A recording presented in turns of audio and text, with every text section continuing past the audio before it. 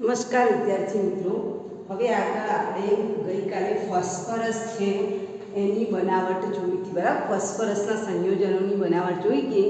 એમાં આપણે ગઈકાલે ફોસ્ફરસના અપર સ્વરૂપો જોયા: સફેદ ફોસ્ફરસ, લાલ ફોસ્ફરસ, કાળો ફોસ્ફરસ. ત્યાર પછી ફોસ્ફરસના સંયોજનમાં પહેલું છે PH3 એટલે કે ફોસ્ફીન. એની બનાવટ આપણે જોઈ, જેનો ઉપયોગ હોર્ન સિગ્નલ અને ધૂમ્ર પડદા માટે થાય છે.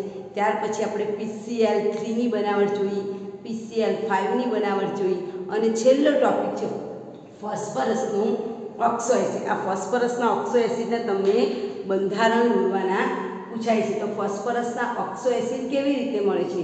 તો જે ફોસ્ફરસના ઓક્સિજન સાથેના જે સંયોજન છે એને જો તમે પાણી સાથે પ્રક્રિયા કરો તો આપણને ફોસ્ફરસ અને ફોસ્ફોરિક એસિડ મળે છે. એટલે જો તમે P4O6 છે એની પાણીના અણુ સાથે પ્રક્રિયા કરાવો તો આપણને શું મળશે? S3PO3 એટલે કે ફોસ્ફરસ. યાદ રાખજો, આ શું મળ્યું આપણને? ફોસ્ફરસ એસિડ મળ્યું. એવી રીતે મારે ફોસ્ફોરિક એસિડ બનાવવું હોય તો P4O10 6H2. બરાબર, એની સાથેની પ્રક્રિયા આપણે કરાય. આ ફોસ્ફરસ છે, S3PO3 એટલે ફોસ્ફરસ એસિડ. અહીંયા આપણે S3PO4 લખીશું તો ફોસ્ફોરિક એસિડ મળશે. બરાબર, ફોસ્ફોરિક એસિડ મળશે. હવે આપણે આનું બંધારણ જોઈએ પહેલાં, કારણ કે આ બધા ઓક્સો એસિડ છે, ધેટ મીન્સ ઓક્સિજન સાથે સંયોજાયેલા છે એટલે એ એસિડિક ગુણધર્મ ધરાવે છે. બરાબર, અમુક બંધારણ એવા હશે કે જેમાં ઓક્સિજન સાથે જોડાયેલા નહીં હોય. તો પહેલાં તો આ બે મેઇન પદાર્થ છે ફોસ્ફરસના, એક તો ફોસ્ફરસ એસિડ અને બીજું છે ફોસ્ફોરિક એસિડ. આપણે આ ફોસ્ફરસ અને ફોસ્ફોરિકનું બંધારણ જોઈએ.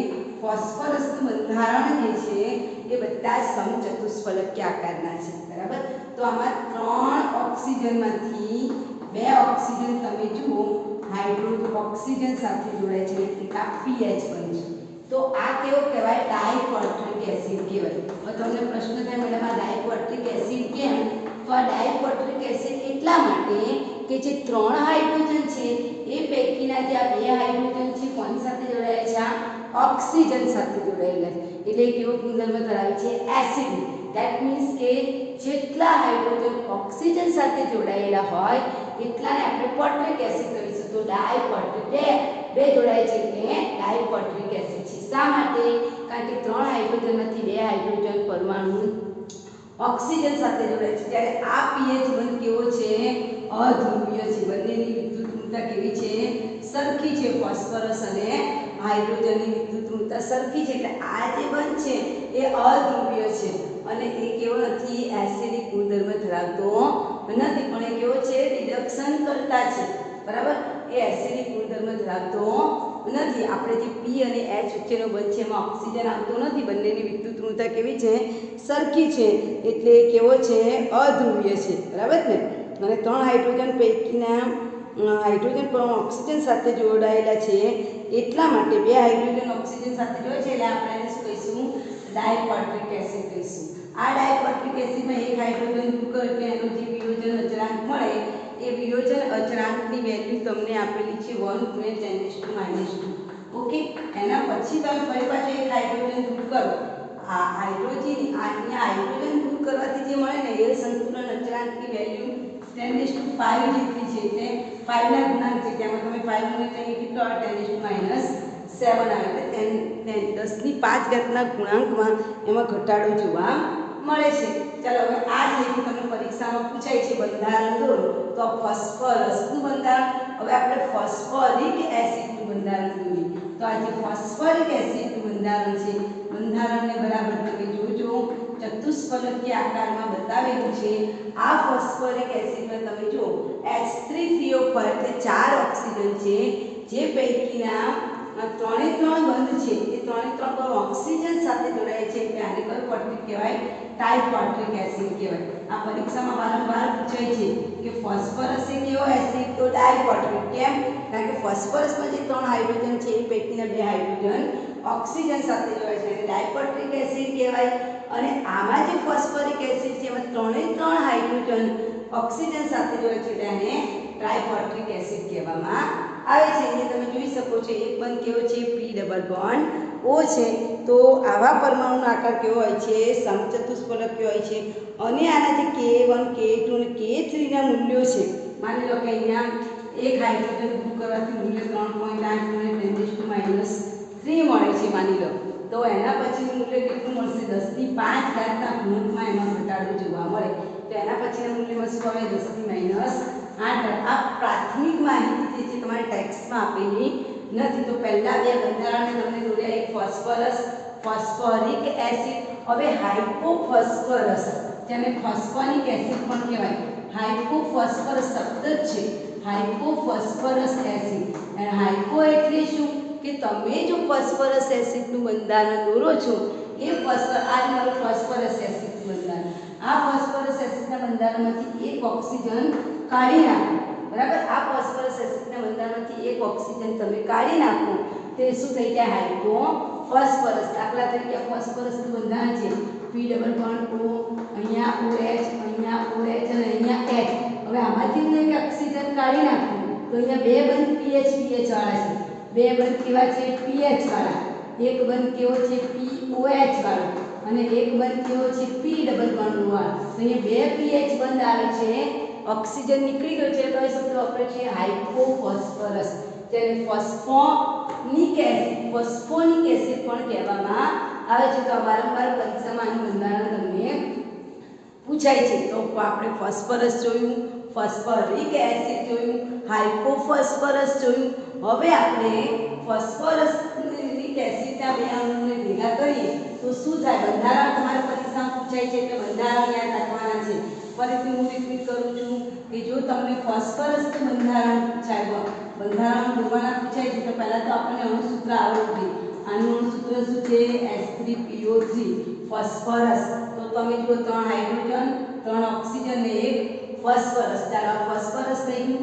એના પરથી તમને પૂછાય કે H3PO4 ફોસ્ફોરિક એસિડ, તો P double bond O, OH, આ થઈ ગયું ફોસ્ફોરિક એસિડ. હાઇપોફોસ્ફરસ, તો તમને ફોસ્ફરસ આવડે તો હાઇપોફોસ્ફરસ આવડે. ફોસ્ફરસનું બંધારણ દોરીને એક ઓક્સિજન કાઢી નાખવાનું એટલે આપણને હાઇપોફોસ્ફરસ મળી જાય. OH, આ જે ફોસ્ફરસનું બંધારણ છે તે એક ઓક્સિજન કાઢી નાખ્યું તો અમારું શું થઈ ગયું? હાઇપોફોસ્ફરસ. બરાબર. હવે મારે પાયરોફોસ્ફોરિક એસિડ જોઈએ. તો અહીંયા તમારે શું યાદ રાખવાના? ફોસ્ફોરિક એસિડના શબ્દ બરાબર સમજો. ફોસ્ફોરિક એસિડના બે અણુ ભેગા થાય. કોના? ફોસ્ફોરિક એસિડના બે અણુ ભેગા થાય અને પાણીનો અણુ દૂર કરે, અને એક પાણીનો અણુ દૂર કરે, તો આપણને શું મળે? Pyrophosphoric acid. Very good. Pyrophosphoric acid મળે છે. રાઈટ. આપણે પાયરોફોસ્ફોરિક એસિડનું બંધારણ દોરીએ. સમજ ના પડે તો પહેલા ફોસ્ફોરિક એસિડનું બંધારણ દોરવાનું. અહીંયા તમને સમજૂતી માટે હું આવું દોરું છું. આ ફોસ્ફોરિક એસિડનું બંધારણ છે એક, આ બીજો ફોસ્ફોરિક એસિડનું અણુ છે. જોજો હા શું થાય છે તમારે જોવાનું છે. કેટલા ફોસ્ફોરિક એસિડના અણુ લીધા મેં? 2 ફોસ્ફોરિક એસિડના. બરાબર. હવે આ ફોસ્ફોરિક એસિડ ને આ ફોસ્ફોરિક એસિડમાંથી શું નીકળી જશે? પાણીનો અણુ નીકળી જશે. પાણીનો અણુ નીકળી જાય તેમાંથી આવું બંધારણ બને. P ડબલ બોન્ડ O, અહીંયા OH, અહીંયા OH. આ બંને ફોસ્ફરસ વચ્ચે શું આવી જશે? એકલો ઓક્સિજન. જો આ ઓક્સિજન વધે છે, પાણીનો અણુ દૂર થઈ ગયો, એકલો ઓક્સિજન વધ્યો, એની સાથે વળી પાછો P ડબલ બોન્ડ O, અહીંયા OH અને અહીંયા OH. તો આને આપણે શું કહીશું? પાયરોફોસ્ફોરિક એસિડ અથવા તો ડાયફોસ્ફોરિક એસિડ. ફોસ્ફોરિક એસિડના બે અણુ જોડાય અને પાણીનો અણુ મુક્ત થઈને વચ્ચે આવતી બંધને એને પાયરોફોસ્ફોરિક એસિડ કહેવાય. જેનું અણુસૂત્ર તમે ગણો જોઈએ. 1 2 3 અને 4 હાઇડ્રોજન છે, 2 ફોસ્ફરસ છે અને ઓક્સિજન 3 3 6 અને 1 7 એટલે H4P2O7 છે. ક્લિયર? સમજ પડી ગઈ? પાયરોફોસ્ફોરિક એસિડ. Repeat again. ફોસ્ફોરિક એસિડનો એક અણુ વત્તા ફોસ્ફોરિક એસિડનો એક અણુ, એટલે ફોસ્ફોરિક એસિડના બે અણુ લેવાના, એમાંથી પાણીનો અણુ તમારે કાઢી નાખવાનો, એટલે બંને વચ્ચે એક ઓક્સિજન વધે, એને આપણે શું કહીશું? પાયરોફોસ્ફોરિક એસિડ. વેરી મોસ્ટ બંધારણ પરીક્ષામાં વારંવાર પાયરોફોસ્ફોરિક એસિડનું બંધારણ તમને પૂછાય છે. હવે એમાંથી આપણે મેટાફોસ્ફરિક એસિડનું બંધારણ મેટા એટલે 3 તો મેટાફોસ્ફરિક એસિડ ટ્રાય મેટાફોસ્ફરિક એસિડ બનાવવું હોય તો ફોસ્ફરિક એસિડના 3 અણુ લેવાના OH OH OH વત્તા P ડબલ બોન્ડ O અહીંયા પણ OH અહીંયા પણ OH અહીંયા પણ OH જોજો બરાબર બરાબર ઓકે ચાલો અહીંયા પણ P double bond O OH અને OH બરાબર ચાલો અહીંયા શું થશે આ બંને વચ્ચે એક બોન્ડ બનશે પાણીનો અણુ દૂર થશે આ બંને વચ્ચે એક બોન્ડ બનશે અને પાણીનો અણુ દૂર થશે અહીંયા 3 અણુ ભેગા થઈને પાણીના કેટલા અણુ દૂર થાય 2 અણુ દૂર થાય તો આપણે ટ્રાયમેટાફોસ્ફરિક એસિડનું બંધારણ દોરીએ તો આવું દોરાય P double bond O OH અહીંયા OH અહીંયા ઓક્સિજન વળી પાછો P ડબલ બોન્ડ O જો આમાં એવું પણ કરી શકાય તમને આ P ડબલ બોન્ડ O તમારે નીચે દોરો હોય તો નીચે પણ દોરી શકાય ઉપર OH પણ દોરી શકાય રાઈટ આ રીતનું બંધારણ પણ તમે દોરી શકો છો હા તમે ઉપર નીચે ગમે ત્યાં દોરી શકો મેં P ડબલ બોન્ડ O ઉપર દોર્યો છે તમે નીચે પણ દોરી શકો છો રાઈટ ચાલો હવે P ફરી પાછું P ડબલ બોન્ડ O નીચે OH અને આને OH તો આને શું કહીશું ટ્રાયમેટાફોસ્ફરિક એસિડ કયો મેટાફોસ્ફરિક એસિડ ટ્રાયમેટાફોસ્ફરિક એસિડ આ બંધારણ તમને પરીક્ષામાં દોરવાના પૂછાય છે એટલા માટે બંધારણ સમજાવું છું ટ્રાયમેટાફોસ્ફરિક એસિડ હવે એના પરથી તમારે દોરવાનું છે સાયક્લોમેટાફોસ્ફરિક એસિડ આપણે ફોસ્ફરિક જોયું ફોસ્ફરસ જોયું હાઇપોફોસ્ફરસ જોયું પાયરોફોસ્ફરિક જોયું અને ટ્રાયમેટાફોસ્ફરિક એસિડ આ ટ્રાયમેટાફોસ્ફરિક એસિડને આપણે સાયક્લિક ચેન બનાવી દઈએ બરાબર તો આપણે સાયક્લોમેટાફોસ્ફરિક એસિડ બનાવી શકીએ સાયક્લોમેટાફોસ્ફરિક એસિડ એટલે તમે જુઓ 3 ફોસ્ફરસ આવશે ઇઝીલી સમજી શકાય ટ્રાયમેટાફોસ્ફરિક એસિડ છે તો ટ્રાયમેટાફોસ્ફરિક એસિડ આ બે ફોસ્ફરસ પરમાણુ વચ્ચે શું છે ઓક્સિજન એવી રીતે અહીંયા પણ બે ફોસ્ફરસ પરમાણુ વચ્ચે શું હશે ઓક્સિજન તમે જોઈ શકો છો બરાબર ઓક્સિજન ફોસ્ફરસ અહીંયા ફોસ્ફરસ છે જોજો બરાબર આ બે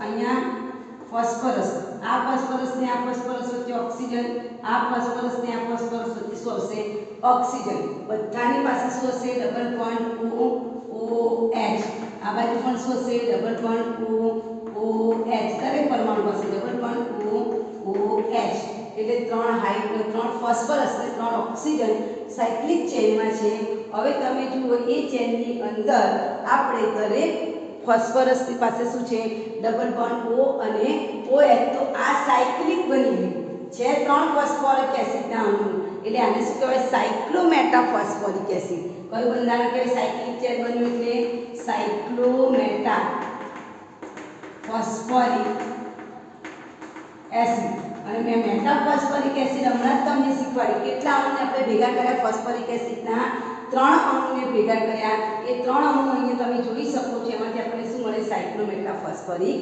એસિડ એના પરથી આપણે પોલીમેટાફોસ્ફોરિક એસિડ એટલે ફોસ્ફોરિક એસિડના અસંખ્ય અણુઓ એકબીજા સાથે જોડાય તો એને પોલીમેટાફોસ્ફોરિક એસિડ કહેવામાં આવે છે દાખલા તરીકે જુઓ અહીંયા P ડબલ બોન્ડ O અહીંયા OH અહીંનો ઓક્સિજન છે એનો હાઇડ્રોજન પાણીના અણુ કરવામાં વપરાય છે વળી પાછું અહીંયા OH લખી શકાય બરાબર તમારે ડબલ બોન્ડ O લખવો હોય તો પણ લખી શકાય ઉપર એક વખત ઉપર લખો એક વખત ડબલ બોન્ડ નીચે લખો તો પણ ચાલે વળી પાછા બે ફોસ્ફરસ વચ્ચે oxygen P double bond O અહીંયા પાછો OH અને અહીંનો ઓક્સિજન શેમાં વપરાઈ જાય છે આની અંદર વપરાઈ જાય છે પાણીના અણુ તો સતત ફોસ્ફોરિક એસિડના અણુ ચેનની જેમ જોડાય છે એટલે આનું નામ આપ્યું છે પોલીમેટાફોસ્ફરિક એસિડ સમજાય છે આને શું કહીશું પોલીમેટાફોસ્ફરિક એસિડ જેમાં વારંવાર આ અણુ શું થતું હશે પુનરાવર્તન થાય છે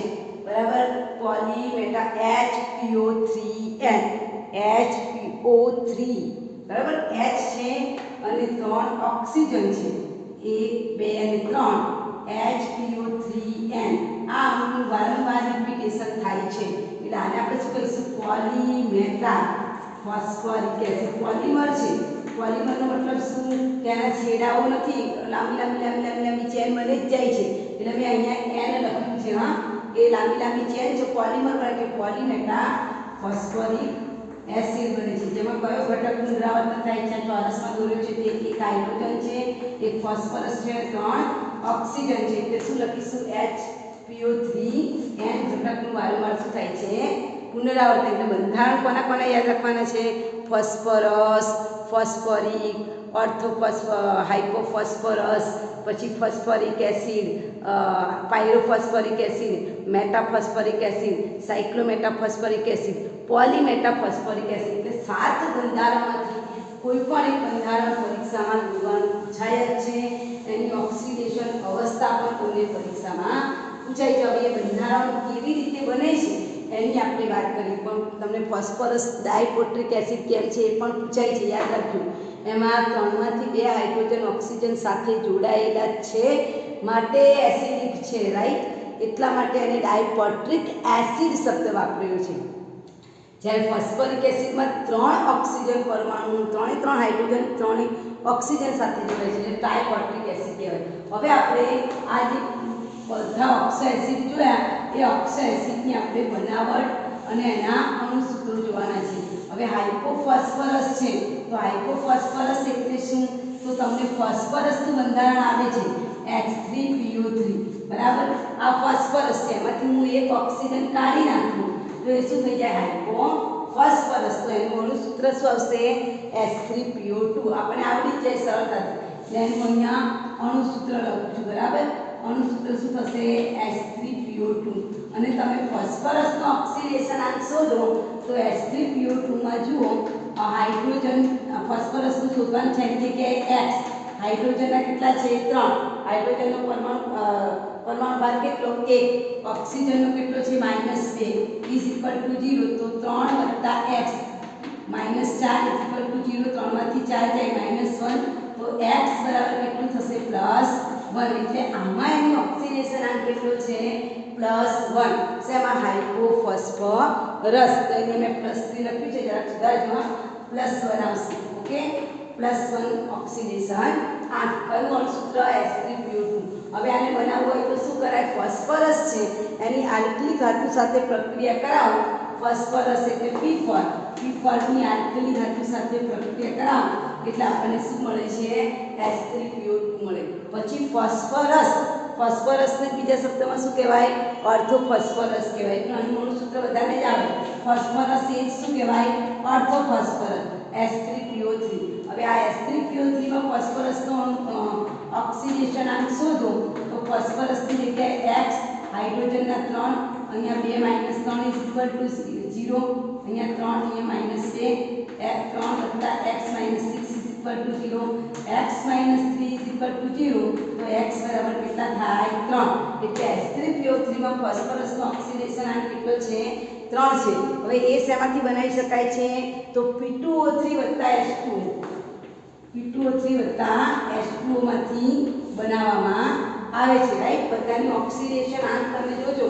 ઓક્સિડેશન આંક પાયરોફોસ્ફરસ લખ્યું છે, એનો મતલબ કે ફોસ્ફરસના 2 અણુઓ ભેગા થાય. જોજો, ફોસ્ફરસના કેટલા અણુઓ? 2 અણુઓ ભેગા થાય એટલે હાઇપોફોસ્ફરસ બને, રાઈટ. હાઇપોફોસ્ફરસ બને. હવે આને બનાવવા માટે શું કરવું પડે? આનો OH અને આનો શું નીકળી જાય? H. પાણીનો અણુ દૂર થાય. શું બને તે જોજો. P ડબલ બોન્ડ O, બરાબર. આપણે આ એકને આ બાજુ લખી દઈએ. યસ, આ બાજુ OH લખી દઈએ. અહીંયા ઓક્સિજન, અહીંયા P ડબલ બોન્ડ નો, અહીંયા H અને અહીંયા OH. તો આ તમારું થઈ ગયું ફોસ્ફરસ. કેવો ફોસ્ફરસ? પાયરોફોસ્ફરસ. એટલે કે ફોસ્ફરસના 2 અણુ જોડાય તો અહીં મેં ફોસ્ફરસ દોર્યો છે. ફોસ્ફરસના 2 અણુ જોડાય અને પાણીનો એક અણુ દૂર કરે એને શું કહેવાય? હાઇપોફોસ્ફરસ કહેવાય. હવે એના બંધારણ તમે જો 1 2 3 અને 4. તો 4 હાઇડ્રોજન, 2 ફોસ્ફરસ, ઓક્સિજન ગણો તો 1 2 3 4 અને 5. એટલે બંધારણ દોરો તો અણુસૂત્ર મળી જ જાય. અણુસૂત્ર શું આવશે? H4P2O5. હવે તમે એનું ઓક્સિડેશન આંક ગણો. ફોસ્ફરસનું ઓક્સિડેશન આંક શું થાય? તો હાઇડ્રોજનના 4, ફોસ્ફરસની જગ્યાએ 2x વત્તા 5 ઓક્સિજન છે, -2 is equal to 0, 4 + 2x - 10 is equal to 0. 10 માંથી 4 જાય એટલે 6, 6 ઇઝ ઇક્વલ ટુ 0, 2x બરાબર 6. તો x બરાબર કેટલા આવશે? 3. તો એનો ઓક્સિડેશન આંક આપણને કેટલો જોવા મળશે? ફોસ્ફરસનો 3 જોવા મળશે બરાબર। આ હાઇપોફોસ્ફરસ બનાવવું હોય તો શેમાંથી બને? PCl3 વત્તા ફોસ્ફોરિક એસિડ, શેમાંથી બને? PCl3 વત્તા ફોસ્ફરસ H3PO3 છે એની હાજરીમાં બને છે। હવે ઓર્થોફોસ્ફોરિક એસિડ, ફોસ્ફોરિક એસિડ અને ફોસ્ફરસ આગળ ઓર્થો લખ્યું છે એટલે એના એ જ અણુઓ છે, એમાં ભૂલ ના કરતા। હવે ઓર્થોફોસ્ફોરિક, ફોસ્ફોરિક એટલે H3PO4 અને ફોસ્ફરસ છે એને બીજા શબ્દમાં શું કહેવાય? ઓર્થોફોસ્ફરસ। એવી રીતે ફોસ્ફોરિક છે એને બીજા શબ્દમાં શું કહેવાય? ઓર્થોફોસ્ફોરિક એસિડ। હવે H3PO4 છે તો H3PO4 માં હવે તમને ઓક્સિડેશન આંક પણ આવડે જ છે એટલે ઓક્સિડેશન આંક આગળ આપણે શીખી જ ગયા છે બરાબર। તો x બરાબર કેટલા મળશે તમને?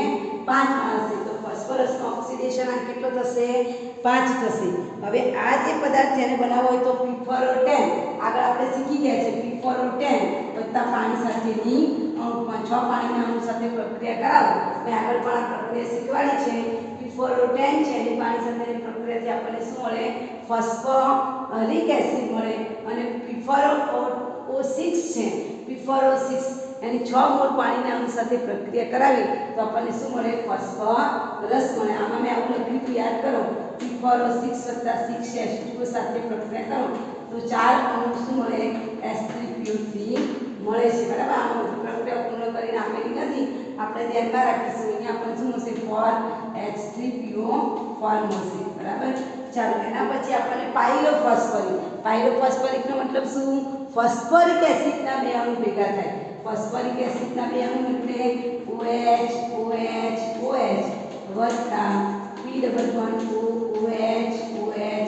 OH બરાબર। અહીંયા પણ OH છે। હવે આ OH ને આ OH માંથી પાણીનો અણુ શું થાય? દૂર થાય તો બંધારણમાં તમને શું મળે? P1 ઓક્સિજન, P1 અહીંયા પણ OH, અહીંયા પણ OH, અહીંયા પણ OH ને અહીંયા પણ OH। હવે આના પરથી તમે એનું અણુ સૂત્ર જુઓ, હાઇડ્રોજન કેટલા છે? 1 2 3 અને 4 એટલે H4, પછી શું હશે? ફોસ્ફરસ કેટલા છે? 2 P2 અને ઓક્સિજન કેટલા છે? 1 2 3 4 5 6 અને 7 તો H4P2O7 એમાં ફોસ્ફરસનો ઓક્સિડેશન આંક શોધો કેટલો મળે છે તમને? 7 મળે છે। અને આ જે પાયરોફોસ્ફોરિક એસિડ છે એ ફોસ્ફોરિક એસિડને ગરમ કરવાથી મળે। કોને? ફોસ્ફોરિક એસિડને તમે ગરમ કરો, એસિડને ગરમ કરવાથી, ફોસ્ફોરિક એસિડને ગરમ કરવાથી આપણને પાયરોફોસ્ફોરિક એસિડ મળે છે। ત્યાર પછી આપણે મેટાફોસ્ફોરિક એસિડની વાત કરીએ તો મેટાફોસ્ફોરિક એસિડને તમને કીધું તેમ મેટા એટલે ફોસ્ફોરિક એસિડને કેટલા અણુ લેવાના? 3 અને એમાં કયા અણુનું વારંવાર પુનરાવર્તન થાય છે? HPO3N ઘટકનું પુનરાવર્તન થાય છે। આ મેટાફોસ્ફોરિક એસિડ છે એને બનાવવો હોય તો ફોસ્ફરસ એસિડને બંધ નળીમાં બરાબર ધ્યાન આપજો શું શબ્દ વાપર્યો છે? Phosphorus acid. વારંવાર MCQમાં પૂછાઈ ગયેલું છે, નીટમાં પણ પૂછાઈ ગયેલો સવાલ છે। ફોસ્ફરસ એસિડને બંધ નળીમાં Br2 જળ, ધ્યાનમાં રાખજો કયો વાયુ છે? Br2 વાયુ અથવા તો Br2 જળ છે એની સાથે ગરમ કરવાથી આપણને મળે છે। Br2 સાથે ગરમ કરવાથી આપણને કયો પદાર્થ મળે છે? મેટાફોસ્ફોરિક એસિડ મળે છે। છેલ્લું છે હાઇપોફોસ્ફોરિક એસિડ, એટલે તમારે ફોસ્ફોરિક એસિડનું બંધારણ દોરવાનું। અહીં હું દોરું છું P1 OH અને OH, એમાંથી એક ઓક્સિજન કાઢી નાખવાનું બરાબર। ફોસ્ફોરિક એસિડનું બંધારણ દોરી એક ઓક્સિજન કાઢી નાખો એટલે હાઇપોફોસ્ફોરિક એસિડ થઈ જાય। ફોસ્ફોરિક શબ્દ બરાબર સાંભળજો, હાઇપોફોસ્ફોરિક, નોટ ફોસ્ફરસ, હાઇપોફોસ્ફોરિક એસિડ। આપણે બંધારણ ગોખવાના નથી, ફોસ્ફોરિક એસિડનું બંધારણ દોરી દેવાનું અને ત્યાર પછી એમાંથી એક ઓક્સિજન કાઢી નાખો એટલે શું થઈ જાય? હાઇપોફોસ્ફોરિક એસિડ। આના પરથી એનું અણુસૂત્ર શું થાય? હાઇડ્રોજન 3 છે, ફોસ્ફરસ 1 છે અને ઓક્સિજન પણ કેટલા છે? જુઓ 3 છે એટલે આનું અણુસૂત્ર શું થશે? હાઇપોફોસ્ફોરિક એસિડ છે, સોરી હાઇપોફોસ્ફોરિક કીધું છે બરાબર। એટલે ફોસ્ફોરિક એસિડના જે બે અણુ છે, પાયરોફોસ્ફોરિક એસિડ છે આપણા, પાયરોફોસ્ફોરિક એસિડનું અણુસૂત્ર આપણે આવું જોઈ લેજો। ફરીથી દોરું છું હા જરાક। આપણો આ જે પાયરોફોસ્ફોરિક એસિડ છે, બે ફોસ્ફોરિક એસિડના અણુ ભેગા કર્યાથી પાયરોફોસ્ફોરિક એસિડ મળે, એમાંથી એક ઓક્સિજનને કાઢી નાખો તો તમને શું મળે? 4 હાઇડ્રોજન 2 ફોસ્ફરસ અને 1 2 3 4 5 અને 6 મળે છે એને કહેવાય હાઇપોફોસ્ફોરિક એસિડ બરાબર ધ્યાનમાં રાખજો હાઇપોફોસ્ફોરિક એસિડ એટલે પાયલોફોસ્ફોરિક એસિડનું બંધારણ તમને આવડવું જોઈએ પાયલોફોસ્ફોરિક એસિડ અને એ પાયલોફોસ્ફોરિક એસિડમાંથી એક ઓક્સિજન દૂર કરતા આપણને શું મળશે હાઇપોફોસ્ફોરિક એસિડ મળે છે શું મળશે હાઇપોફોસ્ફોરિક એસિડ જે મેં છેલ્લે બતાવ્યું છે અને એ હાઇપોફોસ્ફોરિક એસિડમાં તમે ફોસ્ફરસનું ઓક્સિડેશન આંક શોધો કેટલો મળે છે 6 દુ 12 અહીં આવશે 12 બરાબર અને 12 માંથી 4 જાય તો 8 that is x બરાબર કેટલા થશે 4 મળશે બરાબર તેનો ઓક્સિડેશન આંક કેટલો થાય 4 થાય અને એ તમને શેમાંથી મળે છે લાલ ફોસ્ફરસ વત્તા આલ્કલીમાંથી એમાં જો 4POH બનશે 1 2 3 4 રાઈટ 4POH બનશે અને 2 P ડબલ બોન્ડ O બનશે right 2 P double bond O બનશે શેમાંથી બને છે લાલ ફોસ્ફરસ વત્તા પાણી સાથેની પ્રક્રિયા તો આના બધાના જ બંધારણ તમારે આવતીકાલે દોરવાના છે કારણ કે આ વેરી મોસ્ટ ક્વેશ્ચન છે વારંવાર એમસીક્યુમાં તમને પૂછાય છે તો અહીંયા ફોસ્ફરસ વાળો ટોપિક તમારો પૂર્ણ થાય છે યાદ રાખો ચોપડીની અંદર એક કોલમ બીજું આપેલું છે જેમાં લખ્યા છે લાક્ષણિક બંધો કયા બને એ તો તમને આવડવું જોઈએ બંધારણ બોલો દાખલા તરીકે હું એમ કહું કે ફોસ્ફરસ તો P double bond O OH OH H તો આમાંથી તમને ખબર પડે કે એક બંધ કયો બને છે તો કે P ડબલ બોન્ડ O એક બંધ P ડબલ બોન્ડ બે બંધ શેના બને છે POH ના તો અહીંયા લખશો કે બે બંધ શેના બને છે POH એક બંધ કયો બને છે PH બને છે કે આપણે સમજી શકીએ છીએ એટલે મેં આમાં લખ્યું નથી બરાબર એ સમજી શકાય એવી વસ્તુ છે બંધારણ આવે તો બધું જ આવડે એટલે બધાએ પહેલા કડકડાટ શું તૈયાર કરવાના બંધારણ દોરીને લખીને તૈયાર કરવાના બરાબર બંધારણ આવડશે તો જ આ ટોપિક આવડશે અધરવાઇઝ આવડશે નહીં એટલે બંધારણ તમારે તૈયાર કરી દેવાના બરાબર તો અહીંયા 15મા સમૂહ છે એનું તત્વ પણ પૂરું થાય છે એના નીચે કોયડામાં પ્રશ્ન પૂછ્યો છે કે H3PO2 ધેટ મીન્સ હાઇપોફોસ્ફરસ છે તે રિડક્શન કરતા છે કેમ કારણ કે એમાં ત્રણ જે હાઇડ્રોજન બંધવાળા બંધ છે એમાંથી એક બંધ pH વાળો છે અને pH બંધ કેવો છે અધ્રુવીય છે મેં હમણાં જ કીધું અને અધ્રુવીય છે એસિડિક ગુણધર્મ ધરાવતો નથી કેવો છે રિડક્શન કરતા છે મેં પહેલા જ બતાવ્યું છે તમને એને જે કોયડામાં સવાલ પૂછ્યો છે કે આપણે શરૂઆતમાં જ કહી દીધું છે કે હાઇપોફોસ્ફરસ છે એની અંદર pH બંધ છે અને બે pH બંધ છે એ સીધા જ હાઇડ્રોજન સાથે જોડાયેલા છે એટલે એસિડને રિડક્શન વલણ આપે છે ચાલો હવે એના પછીનો ટોપિક છે તમારો 7.10 સમૂહ નંબર 16 ના તત્વો સૂત્ર નંબર 7.10 સમૂહ number group number 16 element 16 element એટલે કે સમૂહ નંબર 16 ના તત્વો આ જે સમૂહ નંબર 16 ના તત્વો છે એ સમૂહ નંબર 16 ના તત્વો કયા છે ઓક્સિજન સલ્ફર સિલેનિયમ ટેલ્યુરિયમ પોલોનિયમ અને લીવર મોલિક્યુલ આ નવો શબ્દ આવ્યો લીવર મોલિક્યુલ જેમ પેલામાં આપણે nitrogen phosphorus arsenic antimony bismuth અને આપણે મેન્ડેલિયમ જોયું હતું યાદ હોય તો બરાબર તો એવી રીતે અહીંયા લીવરમિયમ છે કયો શબ્દ છે લીવરમિયમ નવું શોધાયેલું રેડિયો સક્રિય તત્વ છે તો 16મા જે સમૂહના તત્વો છે એ 16મા સમૂહના તત્વોનું બીજું નામ છે ચાલ્કોજન એ પ્રશ્ન થાય કે એના વડે ચાલ્કોજન કેમ કીધું છે કારણ કે ચાલ્કોજન એ ગ્રીક ભાષાના પિત્તળ છે ગ્રીક ભાષામાં જે પિત્તળ છે એ પિત્તળ માટે ચાલ્કોજન શબ્દ વપરાય છે કેટલીક વખત આ સમૂહને ચાલ્કોજન તરીકે ઓળખાય છે આ નામ પિત્તળ માટે ગ્રીક ભાષાના શબ્દ પરથી ઉત્પન્ન થયેલું છે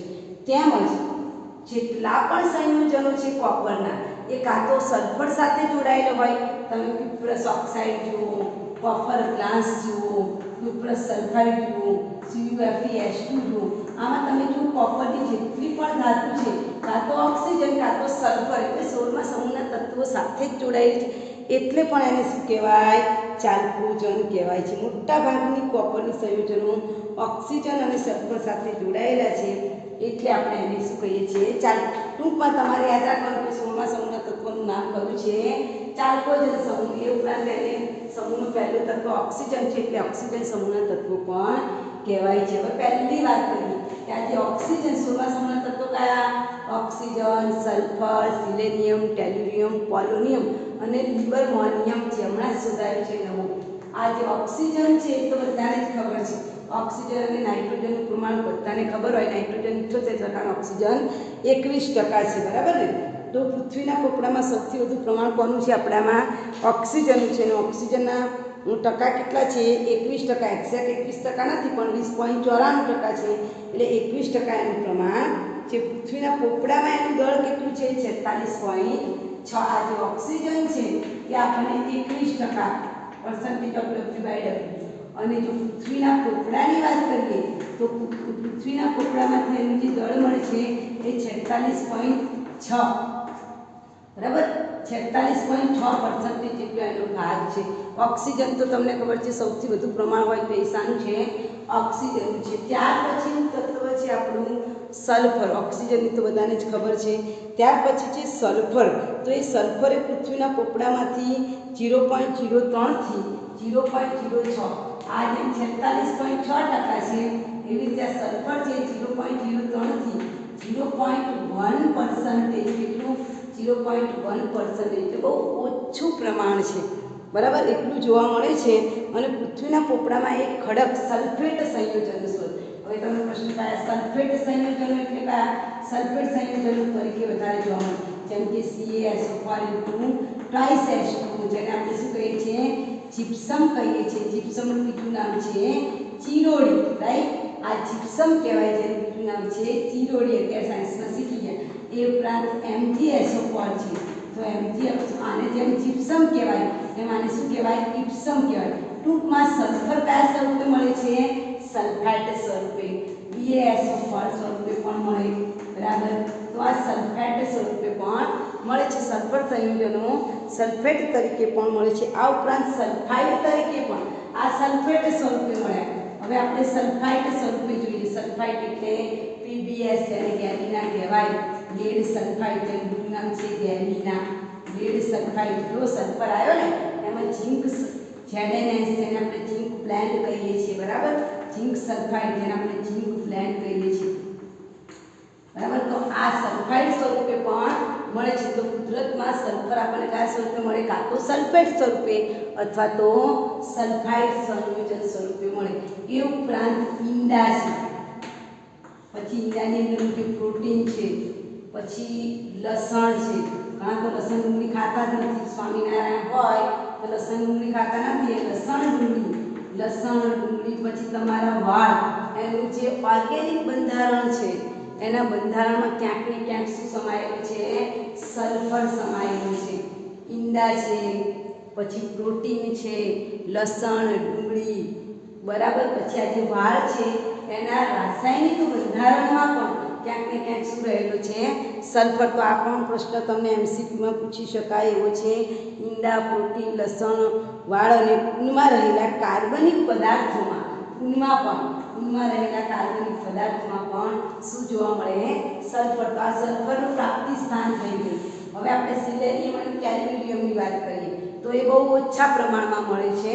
અને કયા સંયોજનો સ્વરૂપે મળે? સેલિનાઇડ અને ટેલુરાઇડ। આ સિલેનિયમ છે સેલિનાઇડ તરીકે મળે, સેલિનાઇડ તરીકે, અને ટેલ્યુરિયમ છે ટેલિનાઇડ તરીકે, બરાબર? સેલિનિયમ છે સેલિનાઇડ તરીકે મળે અને ટેલ્યુરિયમ છે ટેલુરાઇડ સંયોજન, ટેલુરાઇડ સંયોજન સ્વરૂપે આપણને મળે છે। ધેટ મીન્સ કે સમૂહના પહેલા બે તત્વો કેવા છે? ધાતુ તત્વો છે। એના પછીના સલ્ફર અને સિલેનિયમ અર્ધધાતુ તત્વો છે। અને પોલોનિયમ અને લિબરમોનિયમ છે એ કેવા છે? ધાતુ તત્વો છે।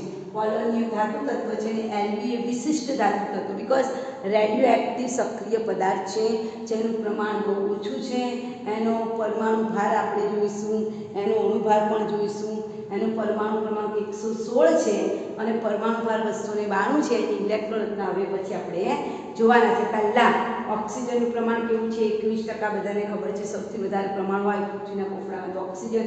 ત્યાર પછી સલ્ફરની વાત કરીએ તો સલ્ફર 2 સ્વરૂપે મળે, એક તો સલ્ફેટ સંયોજનો જીપ્સમ બરાબર, ઉપરાંત સલ્ફાઇડ લેડ સલ્ફાઇડ અને ઝિંક સલ્ફાઇડ, ઉપરાંત ઈંડા, પ્રોટીન, લસણ, ડુંગળી, વાળ વગેરે કાર્બનિક પદાર્થમાં પણ સલ્ફર જોવા મળે। ત્યાર પછી અર્ધધાતુ તત્વો સિલેનિયમ અને ટેલ્યુરિયમ અનુક્રમે સેલ્યુલાઇટ અને ટેલ્યુરાઇડ સ્વરૂપે જોવા મળે।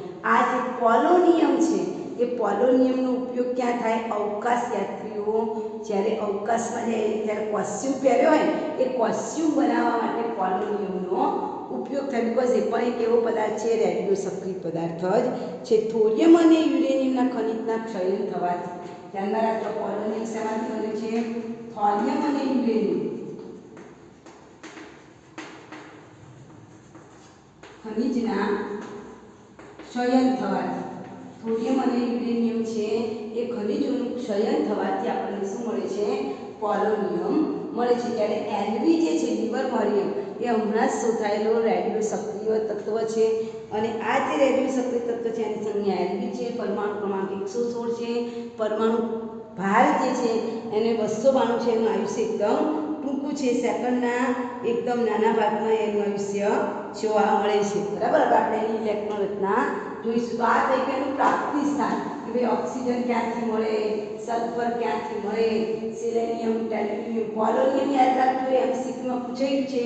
થોરિયમ અને યુરેનિયમ એ પણ એક પ્રકારના વિખંડનીય પદાર્થો છે કે જે એમાંથી રેડિયો સક્રિય પદાર્થ ઉત્પન્ન થાય છે। તો થોરિયમ અને યુરેનિયમનું વિઘટન થાય, બરાબર, વિખંડન કહેવાય ખરેખર તો, વિખંડન થાય એમાંથી આપણને શું મળે? પોલોનિયમ મળે છે। હવે આપણે એની ઇલેક્ટ્રોન રચના જોઈએ।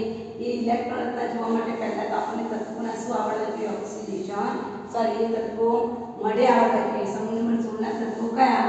તો ઓક્સિજન, સલ્ફર, સિલેનિયમ, ટેલ્યુરિયમ, પોલોનિયમ અને લિબરમોરિયમ, રાઈટ। ચાલો ઓક્સિજનનો પરમાણુ ક્રમાંક કેટલો છે? 8 છે। આપણે આગળ શીખવાડી છે 8 માં 8 ઉમેરીએ કેટલા થાય? 16। પછી કેટલા ઉમેરવાના? 18। 16 ને 18 કેટલા થાય? ગણો જોઈએ 34, બરાબર। તો અહીંયા 34। વળી પાછા કેટલા ઉમેરવાના? 18। આ 34 માં 18 ઉમેરો કેટલા થાય? 52, બરાબર। આ 52 માં વળી પાછા 32 ઉમેરો, 52 માં 32 ઉમેરો એટલે કેટલા થશે? 84, બરાબર। 32 ઉમેરો, આમાં શું ઉમેરવાના? 32 એટલે અહીંયા શું આવશે? 84। 84 માં 32 ઉમેરો એટલે શું આવશે? 116 આવશે। એટલે તમારે યાદ રાખવાનું 8 18 18 32 ઉમેરો એટલે પરમાણુ ક્રમાંક કેટલો આવે? 116 આવશે। આપણે પરમાણુ ક્રમાંક ગોખવાના નથી, પહેલા સમૂહના તત્વોનો પરમાણુ ક્રમાંક આવડે એટલે બધું જ આવડી જાય।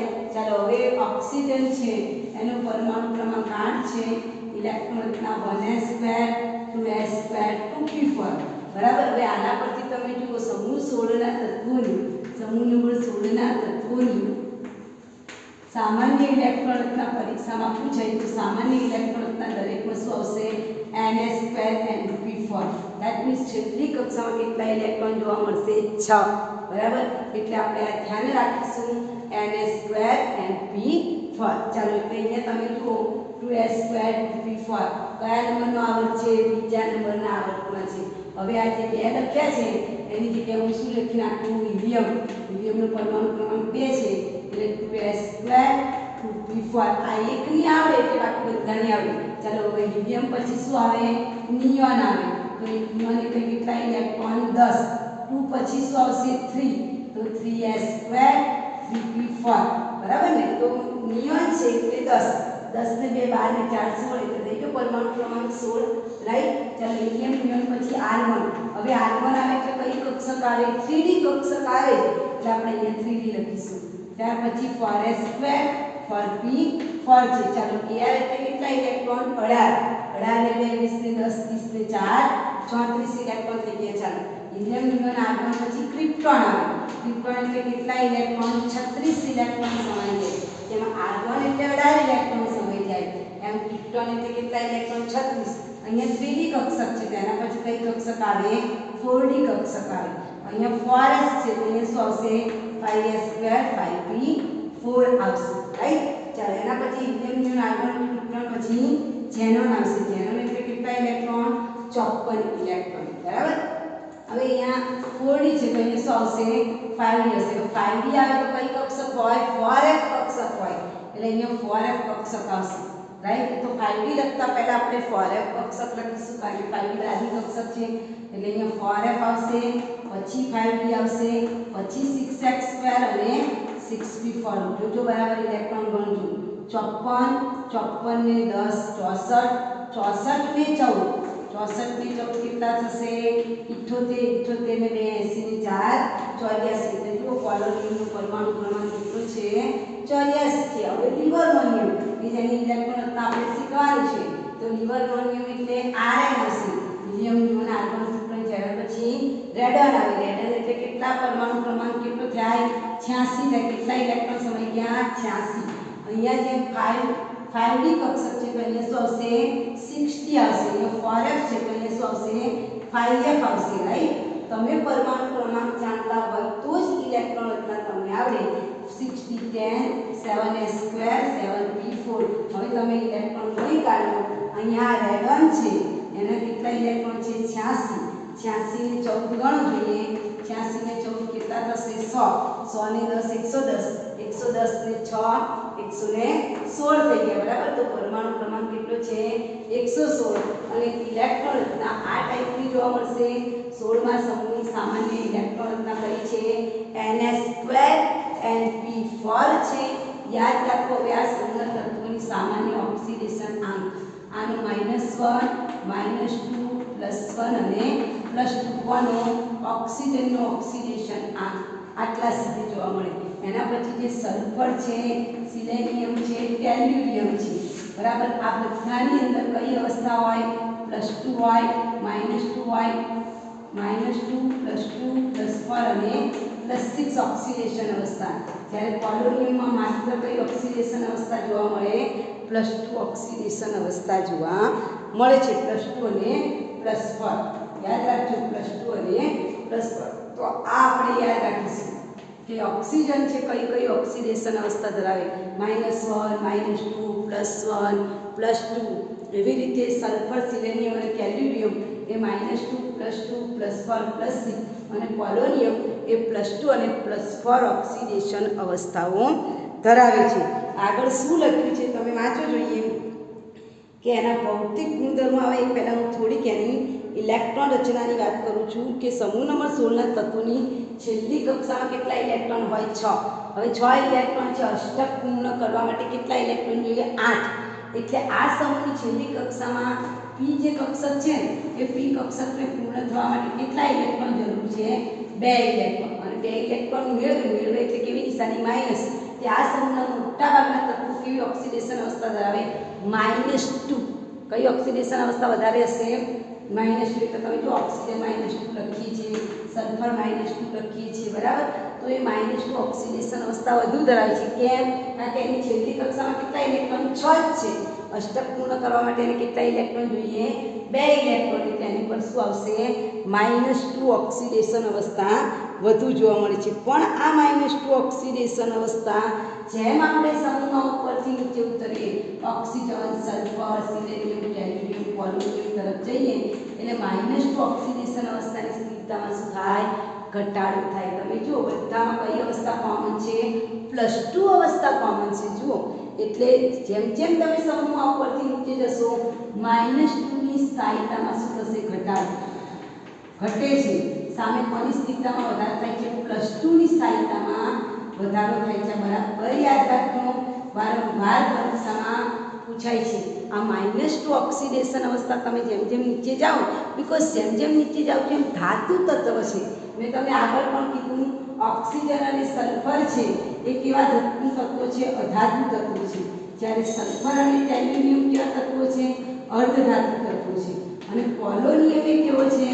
ધાતુ તત્વ છે. બરાબર. આ ધાતુ તત્વો છે અને લિવરમોનિયમ વિશિષ્ટ ધાતુ તત્વો. કેવો છે? વિશિષ્ટ ધાતુ તત્વો છે. બરાબર. એટલે જેમ ધાતુનો ગુણધર્મ વધતો જાય એમ ઇલેક્ટ્રોન ઘુમાવવાની જગ્યાએ ઇલેક્ટ્રોન મેળવવાની જગ્યાએ ઘુમાવે છે. એટલા ખાસ ધ્યાન રાખવું. ઉપરથી નીચે તરફ જાઓ તો -2ની સ્થાયીતા ઘટે છે, પણ સમૂહમાં ઉપરથી નીચે જાવ તો કઈની સ્થિરતા વધે +2 ઓક્સિડેશન અવસ્થાની સ્થિરતામાં વધારો થાય છે। આ બરાબર તમે યાદ રાખજો, બરાબર। ચાલો એના પછી પોલોનિયમ છે, એ પોલોનિયમ તો +2 ઓક્સિડેશન વત્તા +4 ઓક્સિડેશન અવસ્થા ધરાવે છે। આપણે OF2 જે પરીક્ષામાં 11 સાયન્સમાં પણ આપણે શીખી ગયા છે। OF2 માં તમને એમ પૂછાય કે ઓક્સિજનનું ઓક્સિડેશન આમ શોધો, તો 11 સાયન્સમાં બહુ સરળ પદ્ધતિ આપણે શીખવાડી છે અને આપણે શીખી પણ ગયા છે। એની હું વાત કરી દઉં, પછી આવતીકાલે આપણે એના પરમાણુ ત્રિજ્યાનું શું થાય, આયનીકરણ એન્થાલ્પીનું શું થાય એના કારણ શીખી ગયા છે કે સાયન્સ। OF2 છે તો પહેલાં તમારે શું જોવાનું કે કોની વિદ્યુત ઋણતા વધારે છે, ઓક્સિજનની કે ફ્લોરિનની? જેની વિદ્યુત ઋણતા વધારે એની નીચે માઇનસ, અને જેની વિદ્યુત ઋણતા ઓછી છે એની નીચે શું મૂકી દેવાનું? પ્લસ મૂકી દેવાનું। આ પહેલું કરવાનું। જેની વિદ્યુત ઋણતા વધુ એની નીચે માઇનસ લખવું, જેની વિદ્યુત ઋણતા ઓછી એની નીચે પ્લસ લખવું। પછી ક્રોસ ગુણાકાર, આ બગડો છે આને આપી દેવાનું એટલે અહીંયા 2 આવશે। આની પાસે કશું નથી, એક જ કહેવાય એટલે એક આને આપીશું। તો આના પરથી તમને ખબર પડે કે આ સૂત્રમાં ઓક્સિજન ઓક્સિડેશનાંક કેટલો આવશે? +2, અને ફ્લોરિન ઓક્સિડેશનાંક કેટલો આવશે? -1। તો આ અવસ્થામાં તમે જુઓ ઓક્સિજનની ઓક્સિડેશન અવસ્થા કેવી મળે છે? +2। એટલે ઓક્સિજન ઓલવેઝ -2 ના હોય, ઓક્સિજન -1 હોય છે પેરોક્સાઇડમાં પણ, રાઈટ, બરાબર। પછી સુપર ઓક્સાઇડ હોય તો -1/2 પણ હોય, કે સાયન્સમાં શીખી જ ગયા છે। ઓક્સિજન +1 પણ હોય છે અને ઓક્સિજન +2 પણ જોવા મળે છે, રાઈટ। તો આપણે યાદ રાખીશું, મેં હમણાં કોષ્ટક લખ્યું હતું, ઓક્સિજન -1, -2, +2, +1 ઓક્સિડેશન અવસ્થા ધરાવે જ્યારે સલ્ફર, સિલેનિયમ, ટેલ્યુરિયમ -2, +2, +4 અને +6, જ્યારે પોલોનિયમ +2 અને +4 ઓક્સિડેશન અવસ્થા ધરાવે છે। આવતીકાલે આપણે એના ભૌતિક ગુણધર્મો જે તમને આવડે જ છે, ભૌતિક ગુણધર્મો એટલે કયા? પરમાણુ ત્રિજ્યા। ચાલો, સમૂહમાં પરમાણુ ત્રિજ્યા શું થાય આગળ શીખી ગયા 15મા સમૂહમાં, એનું એ જ છે। પરમાણુ ત્રિજ્યામાં શું થશે? વધારો થશે। કેમ વધારો થશે એ પણ તમને આવડે છે। પરમાણુની ત્રિજ્યા, ઓક્સિજનની પરમાણુની ત્રિજ્યા અને આયનની ત્રિજ્યામાં થોડો ફેરફાર થશે, બરાબર। ઓક્સિજન છે એ ઓક્સિજનની જે વિદ્યુત ઋણતા વધુ હોવાના કારણે એની પરમાણુ ત્રિજ્યા અને આયનિક ત્રિજ્યામાં થોડો ઓછો વધારો થાય। બાકી તમારે યાદ રાખવાનું કે સમૂહમાં ઉપરથી નીચે તરફ જાઓ એટલે પરમાણુ ત્રિજ્યામાં શું થાય? વધારો થાય। કેમ વધારો થાય? પરમાણુ ક્રમાંક વધે, કેન્દ્રનો વીજભાર વધે, નવી નવી કક્ષાઓ ઉમેરાય, ઇલેક્ટ્રોન કેન્દ્રથી દૂર જાય, કેન્દ્રથી દૂર જાય અને પરમાણુ ત્રિજ્યામાં શું થાય? વધારો થાય, રાઈટ। એવી રીતે આયનીકરણ એન્થાલ્પી જોઈએ તો આયનીકરણ તો પરમાણુ ત્રિજ્યા વધે છે એટલે બાકી બધી જ વસ્તુઓ ઘટે। આયનીકરણ એન્થાલ્પી ઘટે, વિદ્યુત ઋણતા ઘટે, ઇલેક્ટ્રોન પ્રાપ્તિ એન્થાલ્પી ઘટે। કેમ ઘટે? પરમાણુ ક્રમાંક વધે છે, કેન્દ્રનો વીજભાર વધે છે, નવી નવી કક્ષાઓ ઉમેરાય, પેલો ઇલેક્ટ્રોન કેન્દ્રથી દૂર જાય છે, કેન્દ્રથી દૂર જાય એટલે આકર્ષણ ઓછું એટલે સહેલાઈથી મુક્ત થાય, અને ઇલેક્ટ્રોનને મુક્ત કરવા માટે આપવી પડતી શક્તિ થાય ફોર આયોનાઇઝેશન એનર્જી, રાઈટ। એટલે આયનીકરણ એન્થાલ્પીની બહુ ઓછી જરૂર પડે। તો આ બધા ભૌતિક કારણો તમને આવડે જ છે। આવતીકાલે આપણે એના ભૌતિક અને રાસાયણિક ગુણધર્મો જોઈશું।